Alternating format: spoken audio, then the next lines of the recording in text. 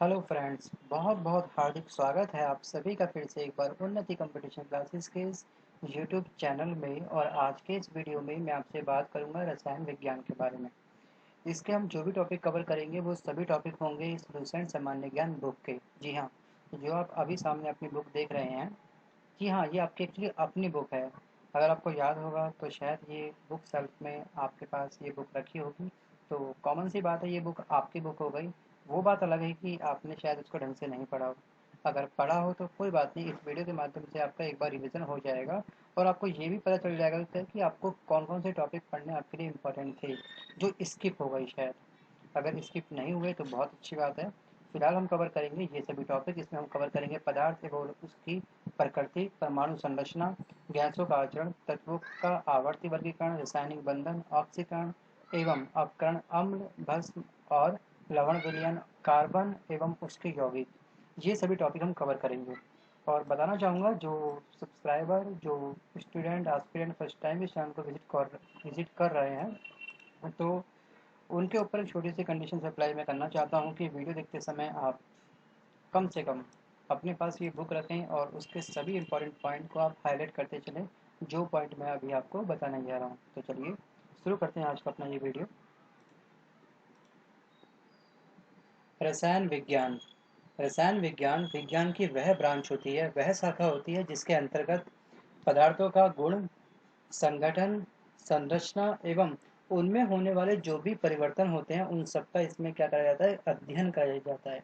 तो केमिस्ट्री जो वर्ड है, केमी, केमी का वर्ड होता है, एक्चुअली जो मीनिंग होता है वो होता है काली मिट्टी। और केमी जो शब्द है, काली मिट्टी, केमी कहते थे मिस्र के लोग।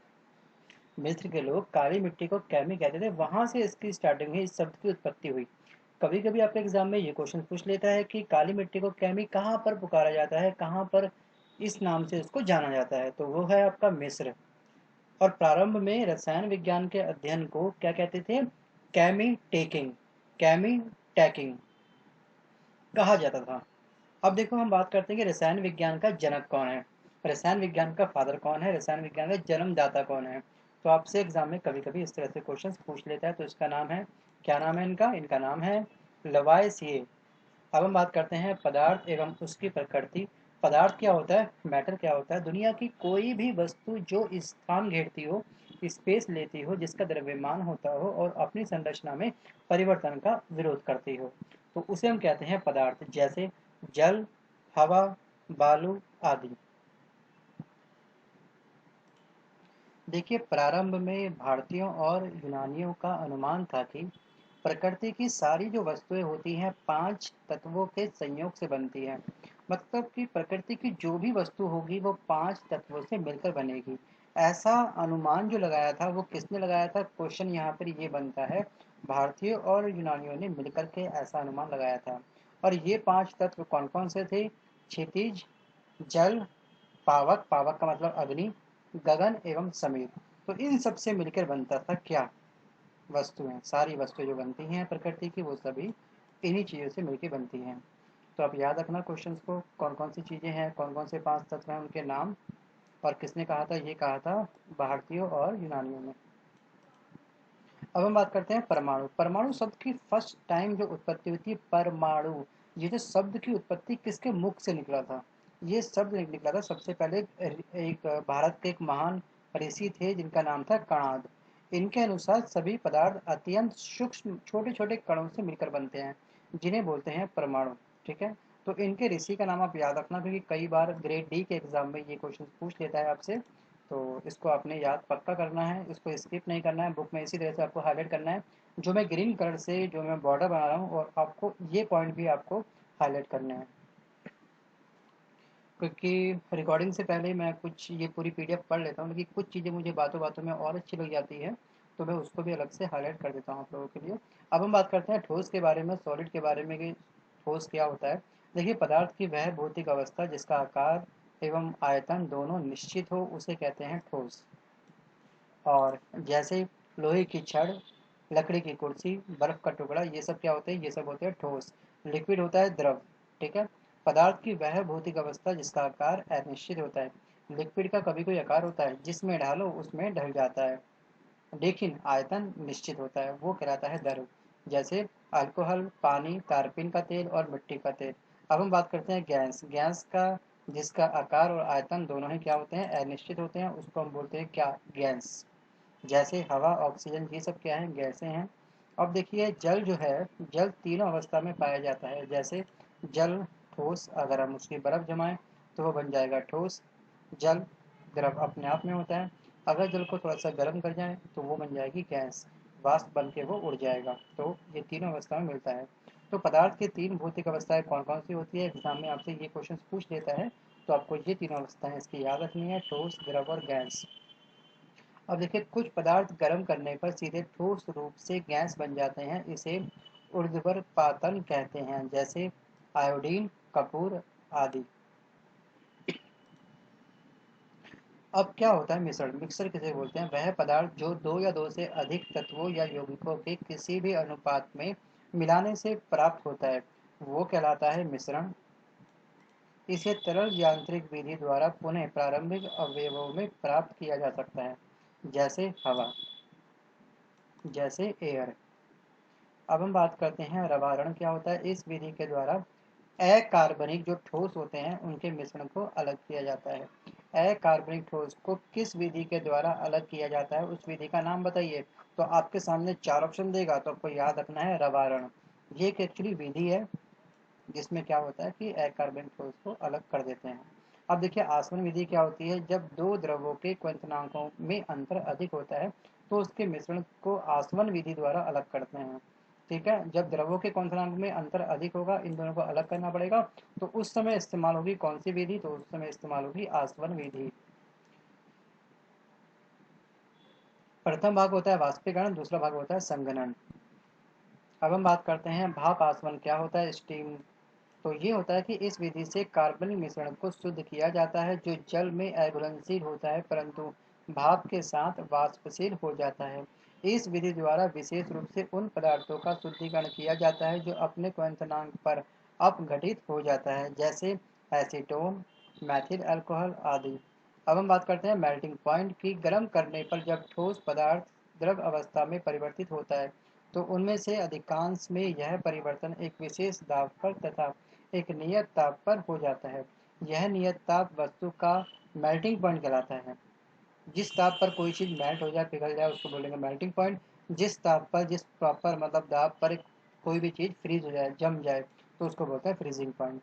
अब देखिए गलने तथा जमने पर आयतन में परिवर्तन क्या होता है। देखिए क्रिस्टलीय पदार्थों में से अधिकांश पदार्थ गलने पर आयतन में बढ़ जाते हैं। मतलब कि जब उन्हें गलाया जाएगा तो उनका क्या होगा, आयतन, वॉल्यूम वगैरह उनका बढ़ जाएगा। तो ऐसी दशा में ठोस अपने ही गले हुए द्रव में खुद डूब जाता है।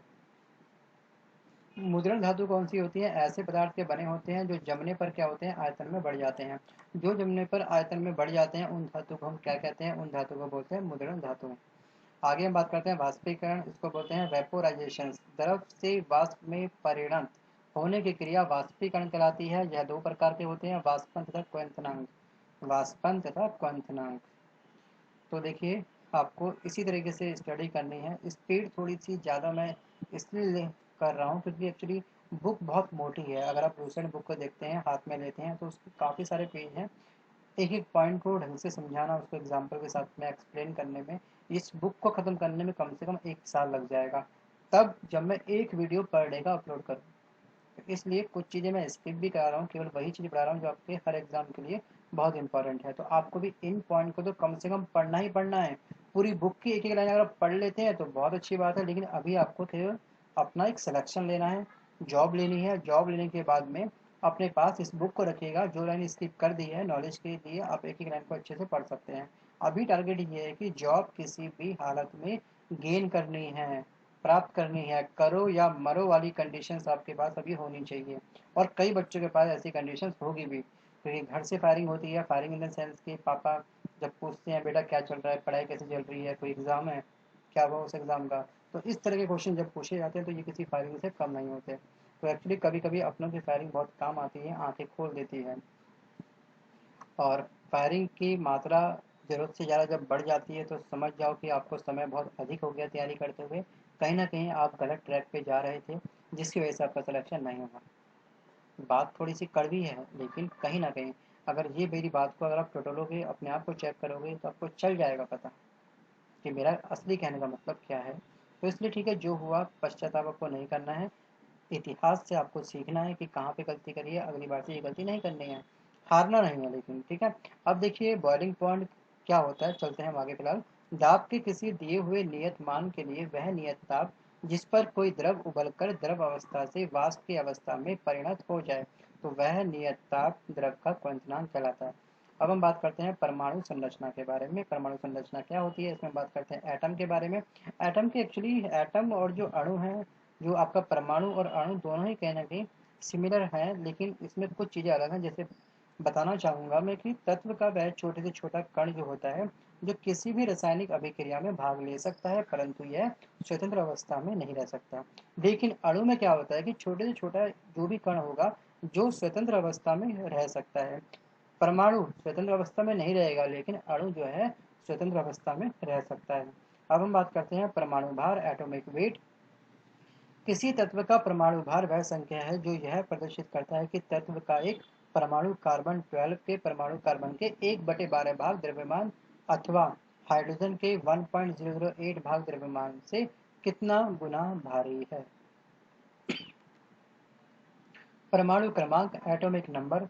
किसी तत्व के परमाणु के नाभिक में उपस्थित प्रोटॉन की संख्या क्या कहलाती है।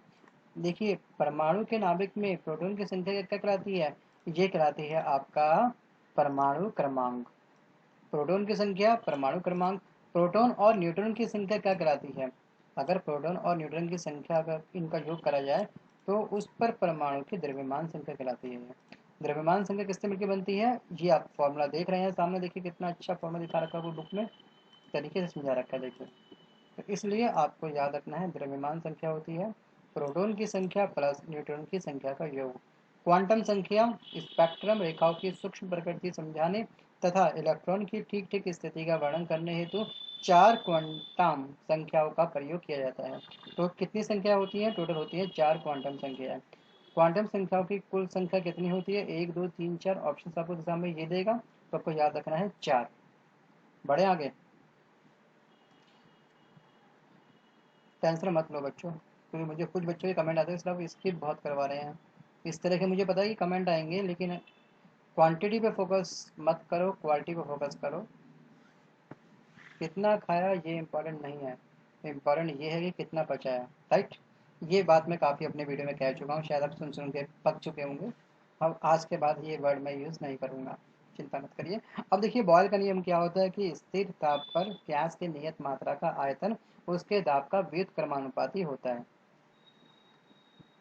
मेडलिफ की आवर्त नियम क्या है, तो इसमें आपको डायरेक्ट याद करना है कि इसका आवर्त नियम में केवल आपसे जो इम्पोर्टेंट है कि मेडलिफ द्वारा बनाई गई आवर्त सारणी में 9 वर्ग होते हैं और इसमें क्या होते हैं 7 आवर्त थे। और अब क्या हुआ कि मेडलिफ की आवर्त सारणी में कुछ दोष भी थे। हाइड्रोजन का क्षार धातु एवं हैलोजन जैसे दोहरे व्यवहार के कारण दोनों वर्गों में इसको रखा गया है, हाइड्रोजन को दोनों भागों में रखा गया है। अब देखिए समान गुण वाले तत्वों को अलग अलग रखा गया है, इसमें ये दोष था। तो दोष आपके एग्जाम में नहीं पूछेगा, लेकिन आपके नॉलेज के लिए ये आपको पढ़ना इम्पोर्टेंट था। अब हम बात करते हैं कि आधुनिक आवर्त सारणी क्या है और इसको किसने बनाया था। तो इसको बोलते हैं मोसले का नियम, इसने बनाया था 1913 में। इसमें आवर्त सारणी में कुछ मॉडिफाई करा। और अब जो आधुनिक आवर्त सारणी है, आवर्त में जो संख्या है वो 7 होती है और एक वर्ग की संख्या 9 होती है। वर्ग की संख्या 9 और आवर्त की संख्या 7। आधुनिक आवर्त सारणी में परमाणु संख्या 57 से लेकर 71 तक को लैंथेनाइड श्रेणी एवं परमाणु संख्या 89 से लेकर के 103 तक एक्टिनाइड श्रेणी कहा गया है। तो ये श्रेणी में कहाँ से कहाँ तक परमाणु संख्या रखी गई है, वो आपको ध्यान रखना है, 51 57 टू 71। और एक्टिनाइड श्रेणी में रखा गया है आपकी परमाणु संख्या 89 से 103। सबसे अधिक इलेक्ट्रॉन बंधुता क्लोरीन की होती है। सबसे अधिक जो होती है इलेक्ट्रॉन बंधुता किसकी होती है, उसका नाम बताइए। तो इसका नाम है आपका कैलोरीन, इसको बोलते हैं कैलोरीन या क्लोरीन। अब देखिए फ्लोरीन क्या होता है, फ्लोरीन की विद्युत जो होती है वो ऋणात्मकता सबसे अधिक होती है। एटॉमिक बॉन्ड, इलेक्ट्रॉन की पुनर्वितरण के फलस्वरूप बने बंधन को परमाणु बंधन एटॉमिक बॉन्ड कहते हैं। ये आप याद रखिएगा बस, एटॉमिक बॉन्ड किसको बोलते हैं। और ये कितने प्रकार के होते हैं, ये होते हैं 3 प्रकार के। कितने प्रकार के, ये होते हैं टोटल 3 प्रकार के। अब हम बात करते हैं सहसंयोजी बंधन।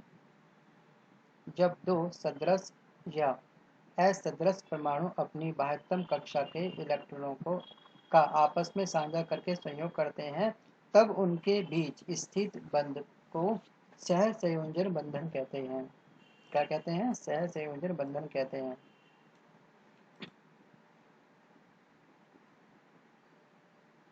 ऑक्सीकरण, ऑक्सीकरण एवं अवकरण।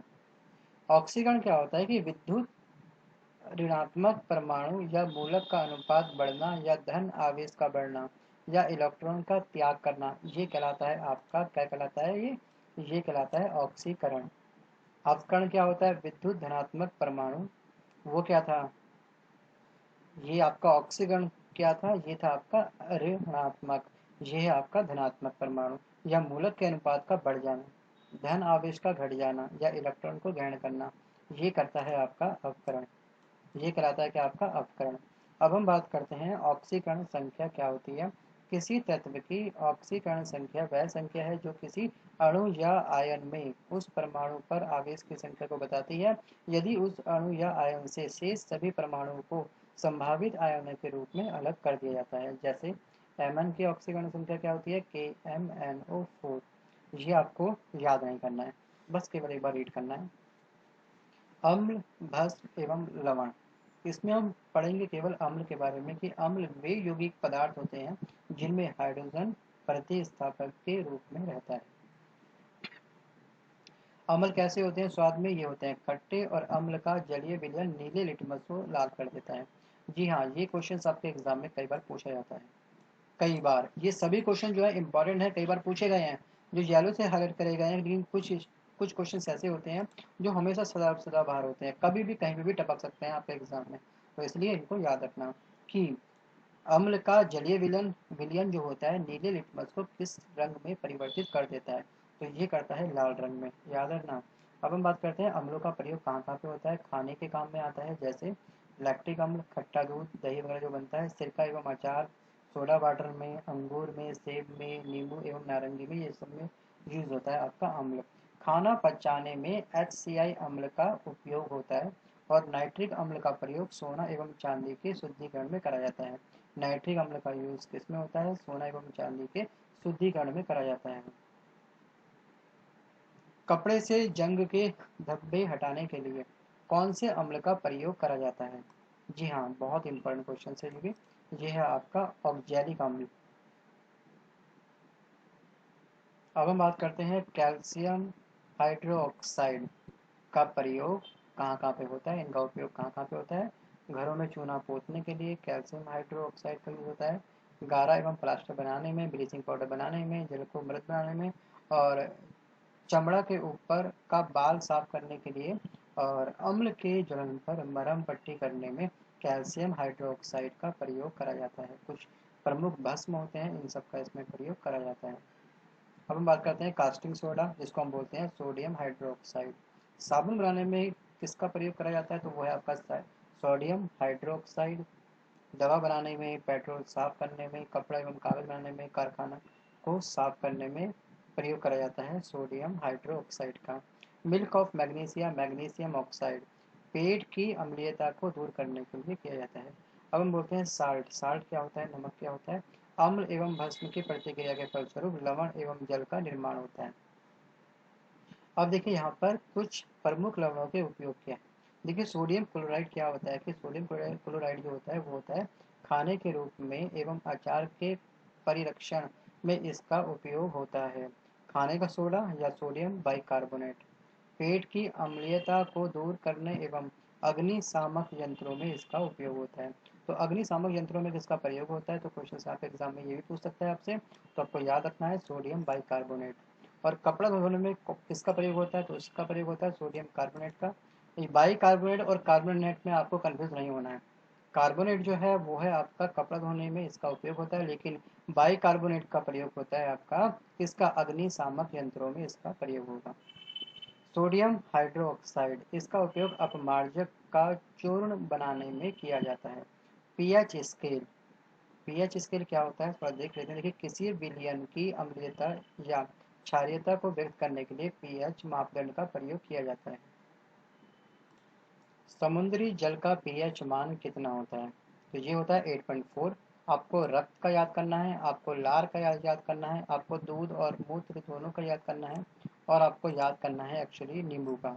सारे याद कर सकते हैं, बहुत अच्छी बात है, लेकिन ये तो आपको 1 2 3 4 5 ये 5 आपको पक्का करने हैं यार, ठीक है, इसको आपने स्किप नहीं करना है। और कुछ चीज़ एक्चुअली ऊपर रह रही थी शायद, उसके कमेंट आए इससे पहले, क्योंकि मुझे बच्चे कमेंट बहुत कर देते हैं, कभी कभी छोटी सी गलती पे बहुत कमेंट कर देते हैं। कोई दिक्कत नहीं है। देखिए, इसका अम्ल का नाम प्राकृतिक स्रोत सिरका में कौन सा अम्ल पाया जाता है उसका नाम बताइए। आपके सामने 4 ऑप्शन देगा एग्जाम में, तो आपको राइट आंसर लगाना है अपना। इसमें पाया जाता है आपका एसिटिक अम्ल। आपको इमली और टमाटर दूध इन तीनों का जो है आपको अम्ल याद करना है, ठीक है। दही में कौन सा अम्ल मिलता है? ये मिलता है लैक्टिक अम्ल। चींटी के डंक में, ठीक है, चींटी के डंक में कौन सा अम्ल होता है उसको हम क्या कहते हैं? उसको बोलते हैं मैथेनाइक अम्ल, ठीक है। 1 2 3 4 5 ये सब आपको अच्छे से याद करने हैं। सारे याद करेंगे तो बहुत अच्छा रहेगा, काफ़ी सिक्योर रहेंगे आप अपने एग्जाम के लिए। अगर सब याद नहीं कर पाते हैं, टाइम बहुत कम है एग्जाम का आपके पास, तो आप केवल उतने याद कर सकते हैं। टाइम कम है इन द सेंस कि अगर एग्जाम में आपको केवल 1 महीना बचा है तो आप केवल उतने याद करिए। अगर एग्जाम में टाइम बचा आपका 6 महीने 7 महीने, तो आप हर पॉइंट को याद करना। अब देखिए, हमारा शरीर जो है 7.0 से 7.8 पीएच परास के बीच कार्य करता है। अब देखिए, वर्षा के जल का पीएच मान कितना होता है? ये 5.6 से कम होता है, या 5.6 से हमेशा ये कम होता है। विलयन क्या होता है? विलयन दो या दो से अधिक पदार्थों का समांग मिश्रण है। ये क्या है? समांग मिश्रण है। अब हम बात करते हैं निलंबन क्या होता है, सस्पेंशन क्या होता है।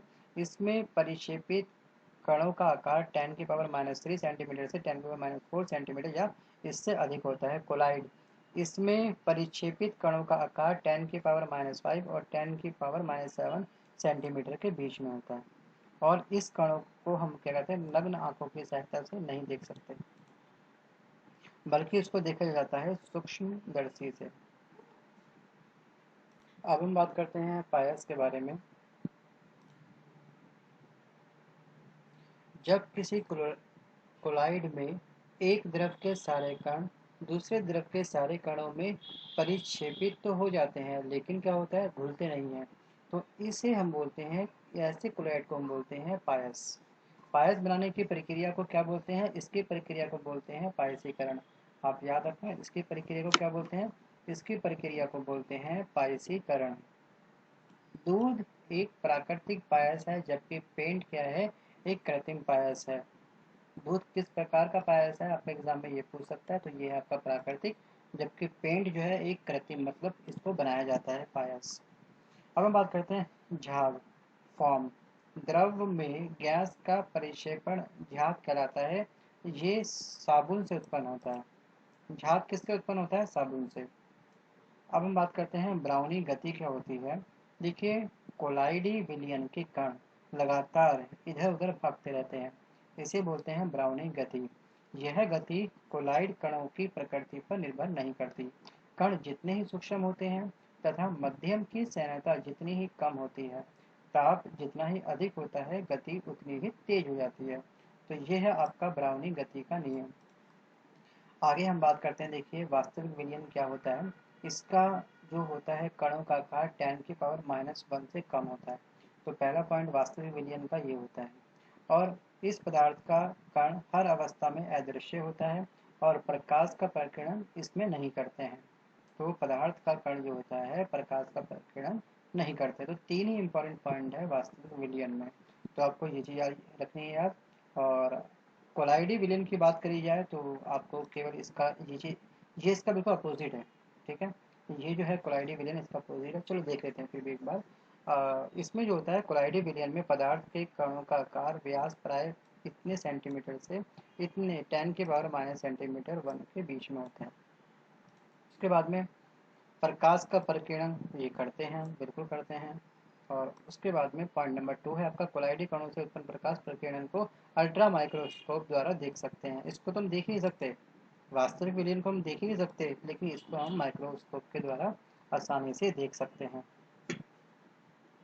कार्बन एक अधातु है, इसकी परमाणु संख्या 6 है और आवर्त सारणी में इसके जो पोजीशंस है जो इसको रखा गया है वो रखा गया है 4a में। ठीक है, तो ये रखा गया 4a में वर्ग में। इसकी वर्ग संख्या क्या है 4a। कार्बन के दो अपरूप होते हैं, एक होता है हीरा, एक होता है ग्रेफाइट। और हीरा क्या है, ताप एवं विद्युत का ये कुचालक होता है। पहली बात तो ये आपको याद रखना है, ये विद्युत का कुचालक होता है, ताप का कुचालक होता है। और इसके बाद में शुद्ध हीरा क्या होता है, पारदर्शक एवं रंगहीन होता है। ये क्या होता है, पारदर्शक होता है और रंगहीन होता है। कुछ हीरे जो होते हैं काले होते हैं और काले हीरों को हम क्या बोलते हैं, इसको बोलते हैं बोल्ट। और इसका उपयोग शीशे काटने में किया जाता है। इसका उपयोग किसमें होता है, शीशों को काटने में। अब हम बात करते हैं ग्रेफाइट के बारे में कि विद्युत का ये सुचालक होता है ग्रेफाइट और आपेक्षिक जो घनत्व होता है वो होता है 2.2 और कागज पर रगड़ने से यह उस पर काला निशान बना देता है। क्या बनाता है, ये काला निशान। और इसलिए इसको काला शीशा भी बोलते हैं। काला शीशा किसको बोलते हैं, ग्रेफाइट को। ग्रेफाइट का उपयोग किस किस में होता है, पेंसिल बनाने में, परमाणु भट्टी में और इलेक्ट्रोड के रूप में इसका प्रयोग किया जाता है। अब हम बात करते हैं प्राकृतिक बहुलक के एग्जाम्पल क्या क्या होते हैं। स्टार्च और सेल्यूलोज क्या है, एग्जाम में आपसे ये पूछता है तो आपको याद रखना है कि ये है एक्चुअली बहुलक। और बहुलक मतलब कि ये आपका बहुलीकरण की विशेषता वाला। तो देख लीजिए बहुलक क्या होते हैं, चलिए पढ़ लेते हैं थोड़ा सा। देखिए, जब एक ही यौगिक के दो या अधिक अणु आपस में संयोग करके एक अणु बनाते हैं तो इस अभिक्रिया को बहुलीकरण कहा जाता है। और इस अभिक्रिया में भाग लेने वाले अणु को मोनोमर और उत्पाद को पॉलीमर मतलब बहुलक कहते हैं। प्लास्टिक क्या होता है, प्राकृतिक प्लास्टिक का एक एग्जाम्पल है वो है आपका लहा। देखिए, रासायनिक विधि से तैयार प्लास्टिक दो प्रकार के होते हैं, एक होता है थर्मोप्लास्टिक, एक होता है थर्मोसेंटिक प्लास्टिक। थर्मोप्लास्टिक में आपकी क्या क्या चीज़ें आती हैं, जैसे आपका पॉलीथीन वगैरह भी यूज़ करते हैं ना, आपका पॉलीस्टाइन, पॉलीथीन, नायलॉन, ये सब आते हैं आपके क्या थर्मोप्लास्टिक में।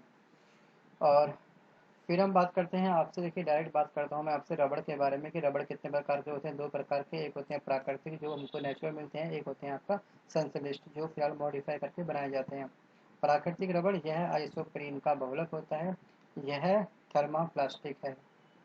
तो प्राकृतिक रबड़ किसका बहुलक होता है, क्वेश्चन एग्जाम में ये पूछता है आपसे। तो ये है बहुलक आइसोप्रीन का। वल्कनीकरण, प्राकृतिक रबड़ को सल्फर के साथ अगर गर्म कर दिया जाता है तो क्या होती है, ये क्रिया कहलाती है वल्कनीकरण। ठीक है, इस बात को ध्यान रखना, क्या होता है कि प्राकृतिक रबड़ को सल्फर के साथ मिलाकर अगर एक टेम्परेचर पर गर्म किया जाता है तो उसको बोलते हैं वल्कनीकरण। रबड़ आसानी से कार्बन डाइसल्फाइड में बड़ी आसानी से घुल जाता है। अगर आपको रबड़ को घोलना हो तो क्या करेंगे आप लोग, कार्बन डाइसल्फाइड में के घोल में उसको डाल देंगे। अब देखिए, प्राकृतिक रबड़ काफ़ी मुलायम होता है, इसे कठोर बनाने के लिए इसमें क्या मिलाया जाता है, इसमें कार्बन मिलाया जाता है। तब इसका प्रयोग ट्यूब, टायर आदि बनाने में करा जाता है। तो ये प्राकृतिक रबड़ हमको स्टार्टिंग में मिलता है, काफ़ी सॉफ्ट होता है, काफ़ी फ्लेक्सिबल होता है। जैसे आपका गीला आटा होता है ना, सेम वैसे ही होता है प्राकृतिक रबड़। लेकिन इसको ठोसनेस इसमें बनाई जाती है, वो मिलती है कैसे, जब हम उसमें कार्बन मिला देंगे। याद रखना इस वर्ड को, कार्बन। रासायनिक रेसे, इसको हम बोलते हैं आपका नायलॉन। नायलॉन शब्द का जो प्रयोग है वो है न्यूयॉर्क से। न्यू का मतलब न्यूयॉर्क से, और आपका लॉन से बना है आपका लंदन। नाई से बना है न्यूयॉर्क, लॉन से बना है लंदन। इन दोनों शब्दों को मिलाकर के बना है आपका नायलॉन। रेयान क्या होता है, सेल्यूलोज से बने कृत्रिम रेशे को हम क्या कहते हैं, तो उसको हम बोलते हैं रेयान। और रेयान बनाने के लिए सेल्यूलोज कागज की लुगदी या कास्ट को लिया जाता है। किसको लेते हैं, लुगदी या कास्ट। कार्बन फाइबर, अब देखिए कार्बन फाइबर्स क्या होते हैं कि कार्बन फाइबर कार्बन परमाणुओं की लंबी श्रृंखला से बने होते हैं। इनका कोरिजन नहीं होता है, इनका संक्षारण नहीं होता है। इसका निर्माण संश्लिष्ट रेशों की को ऑक्सीजन के अनुपस्थिति में गर्म करके किया जाता है, जिससे रेशे अपघटित होकर कार्बन फाइबर उत्पन्न करते हैं। अब हम बात करते हैं पेट्रोलियम उद्योग। पेट्रोलियम प्राय प्राकृतिक गैस के नीचे पाया जाता है और कच्चे पेट्रोलियम को प्रभाजी आसवन के द्वारा शुद्ध किया जाता है। इसमें भिन्न भिन्न क्वथनांक पर संघनित प्रभाज पृथक पृथक इकट्ठे कर लिए जाते हैं, जिसे पेट्रोलियम का उत्पाद कहा जाता है। ठीक है, पेट्रोलियम का उत्पाद कहा जाता है। अब देखिए हम बात करते हैं पेट्रोलियम प्रभाजों के कुछ नाम। किस टेम्परेचर पर उसको उबाला जाएगा, किस टेम्परेचर पर पकाया जाएगा और कहाँ पे इसका प्रयोग होगा। देखिए आपको केवल याद रखना है, स्नेहक तेल जो होता है, स्नेहक तेल के रूप में ये जो तेल होता है ये दवा बनाने में इसका इस्तेमाल होता है। पारफीन मोम का इस्तेमाल होता है मोमबत्ती बनाने के लिए।